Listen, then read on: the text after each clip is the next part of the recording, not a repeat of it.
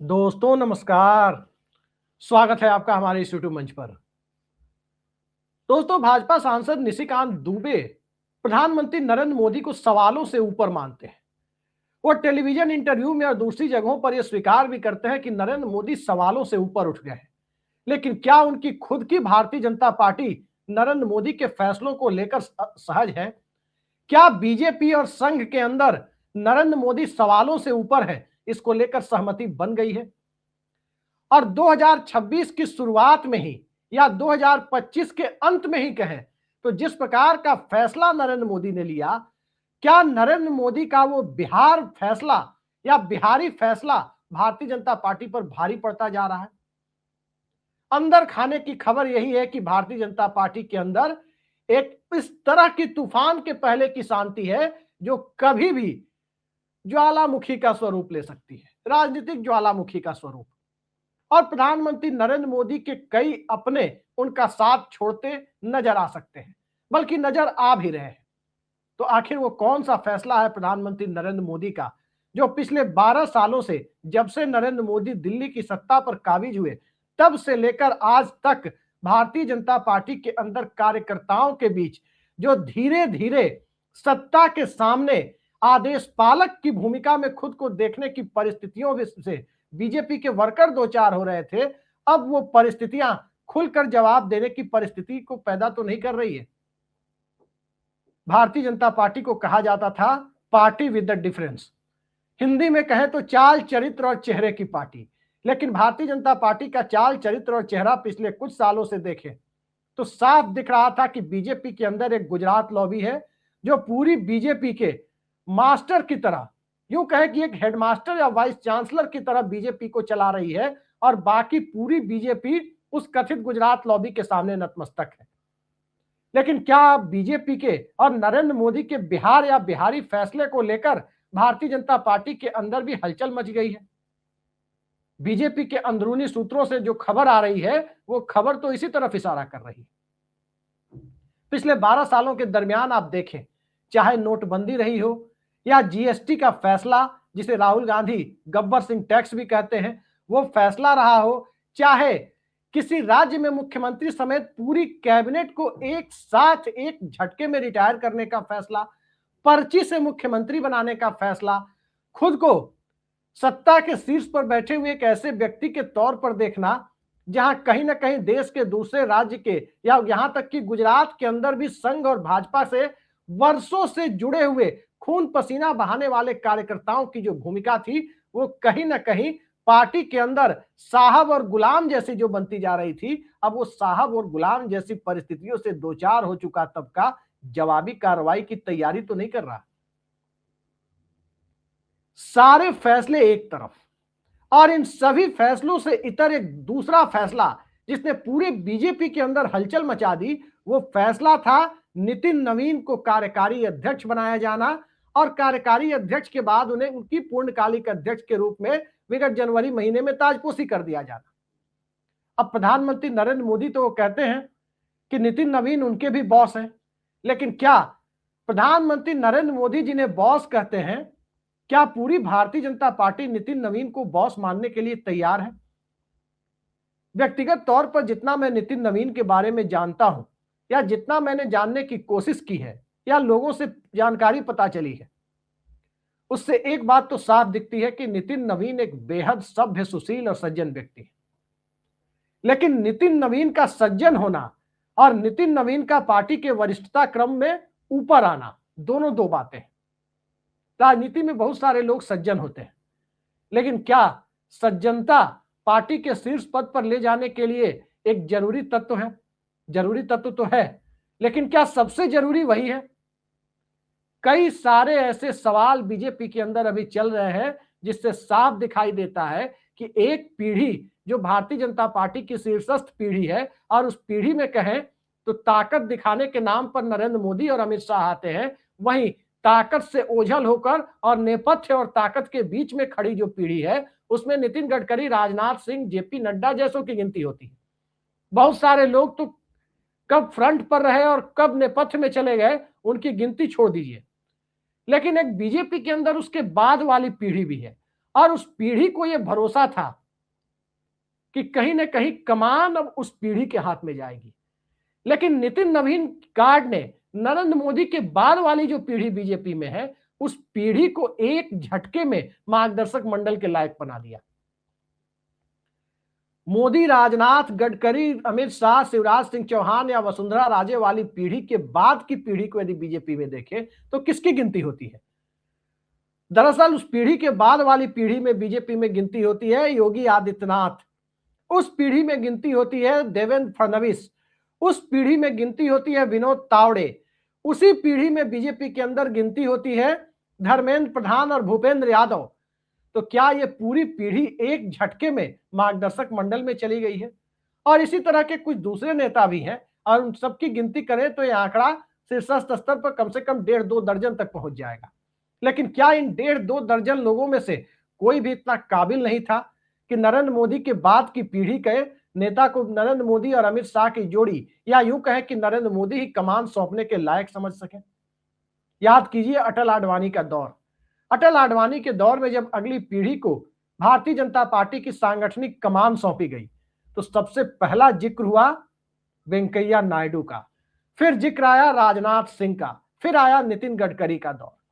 और वहीं सत्ता के अंदर नई पीढ़ी को आगे बढ़ाने की जहां तक बात थी तो सत्ता के अंदर सुषमा स्वराज, अरुण जेटली, अनंत कुमार, उमा भारती, इस तरह के चेहरे, या नरेंद्र मोदी और इसके साथ साथ वसुंधरा राजे जैसे चेहरे आगे किए गए थे। अब जिस तरह की परिस्थिति है उसमें नितिन नवीन की टीम आगे की जाएगी। और जैसी चर्चा दिल्ली के राजनीतिक हलकों में चल रही है, उन चर्चाओं पर यकीन करें तो ज्यादातर लोगों का यही मानना है कि जेपी नड्डा को तो पता ही नहीं था कि नितिन नवीन की पहले कार्यकारी अध्यक्ष और बाद के में अध्यक्ष के तौर पर ताजपोशी होगी। कमोबेश यही स्थिति राजनाथ सिंह और नितिन गडकरी की थी, शिवराज सिंह चौहान की थी। किसी को नहीं पता था कि पटना शहर के एक विधायक नितिन नवीन, जो नीतीश कुमार की सरकार में मंत्री हैं, उनके पिता भी विधायक रहे हैं, नवीन किशोर प्रसाद सिन्हा, वो नितिन नवीन भारतीय जनता पार्टी के बॉस बन जाएंगे। अब जो खबरें आ रही है वो खबर दरअसल ये है कि नितिन नवीन की ताजपोशी बतौर कार्यकारी अध्यक्ष होगी। इसके बारे में जो चर्चाएं हैं, यदि हम उन पर यकीन करें तो गृह मंत्री अमित शाह, जो खुद भारतीय जनता पार्टी के अध्यक्ष रह चुके हैं, बीजेपी के सबसे बड़े मास्टरमाइंड या मुख्य चुनावी रणनीतिकार माने जाते हैं, कई लोग उन्हें चाणक्य मानते हैं, उन अमित शाह को भी इनके नितिन गडकरी की ताजपोशी के बारे में उनकी ताजपोशी के चंद मिनटों पहले ही, यानी उनके कार्यकारी अध्यक्ष बनने के चंद मिनटों पहले ही जानकारी मिल पाई थी। तो क्या यह भारतीय जनता पार्टी के अंदर नई रवायत नहीं है कि सत्ता के शीर्ष पर जो फैसले होते हैं वो फैसले दरअसल एक व्यक्ति के द्वारा लिए जा रहे हैं? मुझे याद आता है नोटबंदी के दरमियान का और नोटबंदी के बाद का संसद में हुआ वो वाकया, जब राज्यसभा में शरद यादव ने कहा था कि अरुण जेटली उनके मित्र हैं और अरुण जेटली को नोटबंदी के बारे में नहीं पता था। कमोबेश अरुण जेटली वाली हालत भाजपा के सांगठनिक मामलों में अमित शाह की भी की जा रही है। आज की तारीख में कोई अमित शाह से सहमत हो सकता है, असहमत हो सकता है, लेकिन इस बात को मानना होगा उनके काम करने के तौर तरीके से कोई खुश हो या नाराज हो, लेकिन भारतीय जनता पार्टी के संगठन को एक परमानेंट चलने वाली चुनावी मशीन में किसी ने तब्दील किया है। एक ऐसी मशीन जिसमें इंजन ऑयल की खपत के बिना भारतीय जनता पार्टी की वो राजनीतिक चुनावी मशीन यानी पार्टी का संगठन अगर दिन रात डेमोक्रेसी को इलेक्ट्रोक्रेसी यानी लोकतंत्र को चुनाव तंत्र बना पाने में सफल रहा है तो इसके पीछे अमित शाह का दिमाग है, उनकी ऊर्जा है, उनकी मेहनत है। लेकिन अब अमित शाह की यही बढ़ती हुई ताकत क्या उन्हें नरेंद्र मोदी से दूर ले जा रही है? गृहमंत्री वो जरूर है, गृहमंत्री वो पहले भी थे, लगभग 7 सालों से गृहमंत्री हैं, लेकिन गृह मंत्रालय में उनकी भूमिका कितनी है वो पहले से हम सभी जानते हैं कि गृह मंत्रालय का ज्यादातर काम प्रधानमंत्री कार्यालय में जो नरेंद्र मोदी की टीम है उसके इशारे पर होता है। और अमित शाह चूंकि नरेंद्र मोदी के पुराने विश्वास पात्र हैं, पुराने राजदार हैं, भले ही अब महत्वाकांक्षा टकरा रही हो, लेकिन अमित शाह को भी कुछ करने को मिले जहां बाकी मंत्रियों को कुछ करने को नहीं मिलता, सब कुछ एक कथित आदेश से तय होता है, मंत्रियों की भूमिका इस सरकार में संतरी जैसी हो गई है, वहां अमित शाह को एक नया विभाग यानी कोऑपरेटिव सहकारिता विभाग बनाकर जरूर दिया गया, जहां पर अमित शाह अपनी मर्जी से कुछ कर सके। सहकारिता के कामों का उन्हें अनुभव भी है,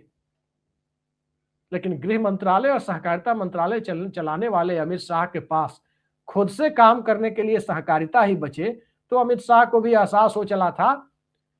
कि दिल्ली में आने के बाद वाकई सियासत का चाल चरित्र और चेहरा काफी बदल जाता है। दिल्ली दूरियां बढ़ाती है, दिल्ली दिलवालों की भले ही मानी जाती हो, लेकिन राजनीतिक तौर पर दिल्ली दूरियां बढ़ाती है। इंदिरा गांधी और कमलापति त्रिपाठी के बीच भी दूरियां बढ़ाई, अटल आडवाणी के बीच भी दिल्ली ने दूरियां बढ़ाई। तो इस परिस्थिति में मोदी शाह के बीच में अगर दिल्ली ने दूरियां बढ़ा दी तो इसमें कौन सी बड़ी बात होगी। लेकिन संगठन पर अमित शाह की बढ़ती ताकत से नरेंद्र मोदी भी वाकिफ थे। सवाल यह है कि नितिन नवीन का जो सिलेक्शन हुआ, उस सिलेक्शन में क्या नरेंद्र मोदी ने अकेले अपनी भूमिका निभाई? क्योंकि जानकार सूत्र बताते हैं कि नितिन नवीन की ताजपोशी के पहले मोहन भागवत से राय ली गई थी। युवाओं की एक टीम से सिलेक्शन को कहा गया था और मोहन भागवत चूंकि पटना में संघ के प्रचारक के तौर पर एक अच्छा खासा वक्त बिता चुके थे और नितिन नवीन के पिता नवीन किशोर प्रसाद सिन्हा के बेहद करीब थे, दोनों के बीच में बड़े अच्छे संबंध थे, लिहाजा नितिन नवीन का विरोध करते मोहन भागवत को नहीं बना था। पीढ़ीगत बदलाव और उस खेल को मोहन भागवत समझ रहे थे, लेकिन इसके बावजूद नितिन नवीन की विरोध की परिस्थिति में वो नहीं थे और वही नितिन नवीन के लिए एक आदर्श स्थिति पैदा हुई कि वो सीधे सीधे, जिन्हें खुद कुछ नहीं पता था, वो भारतीय जनता पार्टी के शीर्ष पर पदस्थापित कर दिए गए। लेकिन नितिन नवीन के शीर्ष पर जाने के बाद बीजेपी के अंदर क्या हलचल है, वो ज्यादा मौजूद सवाल है। और मौजूद सवाल दरअसल यही है कि क्या पार्टी के अंदर बगावत हो जाएगी। संघ की ट्रेनिंग तो ऐसी होती है जहां बगावत के लिए कोई खास गुंजाइश नहीं होती। हाँ, संघ कई बार ऐसा होता है कि अपने लोगों को चुनाव में निष्क्रिय कर देता है। और आज की भारतीय जनता पार्टी को देखें, खासकर पिछले 2 महीने की भारतीय जनता पार्टी को, तो साफ दिखाई दे रहा है कि बीजेपी के अंदर सांगठनिक लेवल पर कोई बड़ा नेता कोई काम नहीं कर रहा। कई लोग 1-1, 2-2 राज्यों के प्रभारी हैं, लेकिन उन्हें इस बात की आशंका है कि जब नितिन नवीन अध्यक्ष बने हैं तो नितिन नवीन की टीम में नितिन नवीन की पीढ़ी को ही लाया जाएगा, यानी मोदी के ठीक बाद वाली पीढ़ी जिसका मैंने जिक्र किया, उस पीढ़ी का कोई स्थान नहीं होगा। तो जब संगठन के स्तर पर नितिन नवीन की टीम में नितिन नवीन से ऊपर वाली पीढ़ी का कोई स्थान नहीं होगा, तो क्या होगा पार्टी के उपाध्यक्षों का, क्या होगा पार्टी के संगठन महासचिव का, क्या होगा पार्टी के महासचिवों का, और क्या होगा राज्यों के प्रभारियों और अलग अलग अनुसांगिक संगठनों के अध्यक्षों का। और इन सब पर देखें तो संगठन के लेवल पर यदि बदलाव होगा, संगठन पर यदि नितिन नवीन की टीम का कब्जा करा दिया जाएगा, तो उस टीम के बीच नरेंद्र मोदी अपनी भूमिका सितारों के बीच चंद्रमा की तरह तो देख सकते हैं, लेकिन सवाल यही है कि उस चंद्रमा का प्रकाश क्या संघ और भारतीय जनता पार्टी के अंतर्द्वंद के बीच किसी राजनीतिक बादल को तो पैदा नहीं कर रहा है, जो बादल किसी बवंडर के रूप में, किसी मेघ के रूप में बरसता हुआ नजर आए। यही वो सवाल है कि क्या एक पूरी पीढ़ी, मोदी की पीढ़ी के कुछ लोगों के साथ मिलकर नरेंद्र मोदी के खिलाफ कोई पार्टी के अंदर बगावत की स्थिति पैदा करेगी। दरअसल भारतीय जनता पार्टी में नितिन नवीन अध्यक्ष तो बन गए, लेकिन नितिन नवीन के अध्यक्ष बनने के बाद देखें, बिहार भाजपा से ही शुरू करें। बिहार भाजपा में ही नितिन नवीन को बहुत ज्यादा तवज्जो देने वाले लोग नहीं थे, पहले भी नहीं थे, पटना शहर के अंदर तक नहीं थे, लेकिन अब तवज्जो देना उनकी मजबूरी है। अब नितिन नवीन का एयरपोर्ट पर स्वागत करना उनकी मजबूरी है। परिस्थितियां जो न कराए वो उनकी राजनीतिक मजबूरी है। कोई सीनियर नेता अपने जूनियर नेता को इस तरह से आगे बढ़ते देखकर आगे बढ़ना अच्छी बात है, नई पीढ़ी को कमान देना अच्छी बात है, लेकिन एक पूरी पीढ़ी को बाईपास करके कमान दिया जाना, ये लोगों के गले उतर नहीं रहा। और इसी कड़ी में आप देखें तो कई सारे ऐसे सवाल हैं कि क्या भारतीय जनता पार्टी की अगली जो राष्ट्रीय कार्यकारिणी बनेगी वो इतना आसान होगा उसे बनाना, क्योंकि संसद का सत्र, बजट सत्र मार्च के आखिरी सप्ताह या अप्रैल के पहले सप्ताह तक चलेगा और बजट सत्र के बाद संभावना जताई जा रही है कि भारतीय जनता पार्टी की राष्ट्रीय कार्यकारिणी की बैठक बुलाई जा सकती है और भारतीय जनता पार्टी की राष्ट्रीय कार्यकारिणी की बैठक होगी या राष्ट्रीय अधिवेशन होगा, उसी में बीजेपी के अंदर नितिन नवीन की नई टीम यानी सांगठनिक बीजेपी के नए संगठन के ढांचे का एक औपचारिक स्वरूप सामने आ सकता है। लेकिन उस औपचारिक स्वरूप में क्या पुराने संगठन में यानी जेपी नड्डा की टीम में या अमित शाह की टीम में मौजूद लोगों की जगह होगी? ये एक सवाल अलग है। और इस सवाल से इतर जो दूसरा बड़ा सवाल है, वो सवाल यही है कि जब एक पूरी पीढ़ी राजनीतिक तौर पर रिटायर किए जाने की परिस्थितियों में खुद को देख रही है, तो क्या वो पीढ़ी जब उसे दिखाई दे ही रहा है कि वो रिटायर किए जाने के लिए तैयार की जा रही है, तो क्या वो पीढ़ी चुप बैठेगी? यही वो सवाल है जिस सवाल पर नरेंद्र मोदी के लिए अपनी चलाना थोड़ा मुश्किल हो सकता है। अध्यक्ष के रूप में तो वो अपनी चला ले गए, अमित शाह की भी नहीं सुनी, चर्चाओं के मुताबिक राजनाथ सिंह और नितिन गडकरी की सुनने का तो सवाल ही नहीं था। तब उस परिस्थिति में देवेंद्र फडणवीस, योगी आदित्यनाथ और अमित शाह हाथ तो नहीं मिला रहे। आज तक तो यही माना जाता है कि अमित शाह और योगी आदित्यनाथ राजनीतिक तौर पर बीजेपी के अंदर मोदी के उत्तराधिकार के लिए एक दूसरे के प्रतिद्वंदी या कंपटीटर है और देवेंद्र फडणवीस भी इस रेस में बहुत पीछे नहीं है। लेकिन जब ये रेस आगे बढ़ रही थी तो इस रेस में इन तीनों का साथ देने के लिए जो बीजेपी के अंदर नेतृत्व का टोटा था, मजबूत छत्रपों का टोटा था, क्या वो टोटा अब खत्म होने को है और इनके साथ साथ मजबूत लोगों की एक पूरी टीम मोदी के तुगलकी फैसले जिसे कहते हैं, उन फैसलों के खिलाफ अब दूसरे लोगों के हाथ में कमान देने की मांग को तेज कर सकती? शायद संघ को भी इन्हीं परिस्थितियों का इंतजार था कि सवाल बीजेपी के अंदर से उठे और सवाल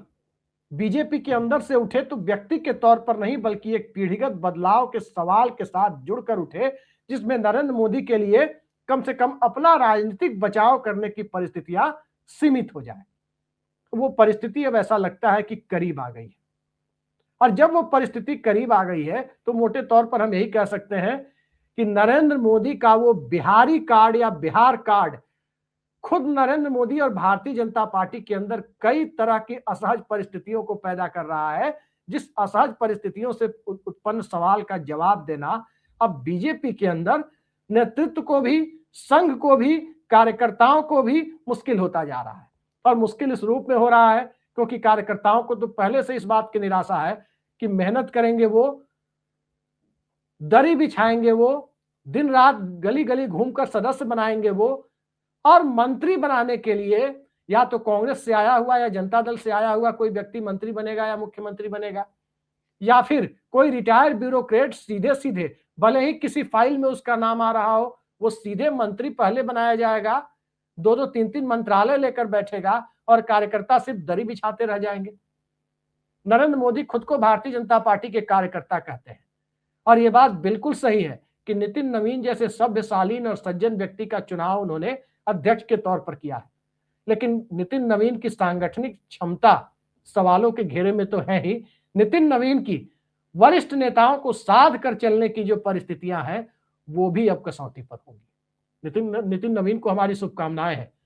मैं खुद बिहार से आता हूं और बिहार से ही नितिन नवीन आते हैं, तो नितिन नवीन यानी सीताराम केसरी और लालू यादव के बाद किसी राष्ट्रीय पार्टी के, बड़ी राष्ट्रीय पार्टी के अध्यक्ष बनने वाले वो कम से कम पिछले 30-35 साल में तीसरे नेता हैं। सीताराम केसरी कांग्रेस के अध्यक्ष बने, अविभाजित जनता दल के अध्यक्ष लालू प्रसाद यादव बने और अब भारतीय जनता पार्टी के अध्यक्ष जो बिहार से बने वो नितिन नवीन बने। लेकिन सीताराम केसरी और लालू यादव का उस दौर में कद बहुत बड़ा था और उन दोनों के कद की तुलना नितिन नवीन के कद से करें तो बात खुद ही साफ हो जाती है। मैं अपने दर्शकों को भी बताना चाहता हूं कि क्या 1996 में जनता दल का राष्ट्रीय अध्यक्ष बनते वक्त लालू यादव का जो कद था क्या वो नितिन नवीन का कद है, या जो सीताराम केसरी का कद 1997 में था क्या वो कद नितिन नवीन का है? जाहिर सी बात है कि नहीं है। लेकिन नितिन नवीन नरेंद्र मोदी के ट्रम्प कार्ड है और जब नरेंद्र मोदी के ट्रम्प कार्ड नितिन नवीन है तो भारतीय जनता पार्टी के अंदर से सवाल नहीं उठने की परिस्थितियां, सवालों से परे होने की परिस्थितियां अब सवालों के घेरे में, सवालों के दायरे में आने की परिस्थितियों में तब्दील होती जा रही है। तो आगे आगे देखते जाइए खेल होता है क्या। आज के लिए इतना ही। नमस्कार।